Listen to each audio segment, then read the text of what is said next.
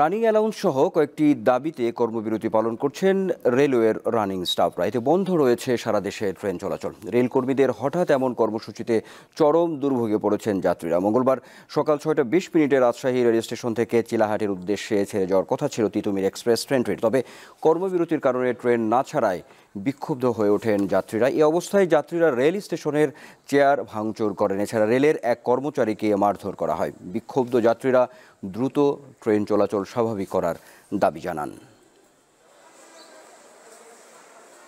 আমরা সকালে আগে থেকে টিকিট কেটে রাখছিলাম। আমরা সকালে আসছিলাম বনলতা স্ট্রিট, তো আসার পরে দেখি এরকম মারামারি ভাঙাভাঙি, কিসের জন্য সেটা আমরা জানতাম না। কবে চালু হবে সেটাও জানা নাই।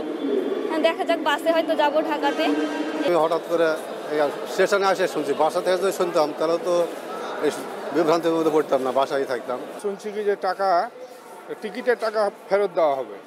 এখন আমরা বড় দুর্ভোগের মধ্যে পড়েছি। এখন কি করব বুঝতে পারছি না। ঢাকা তো পৌঁছাতেই হবে।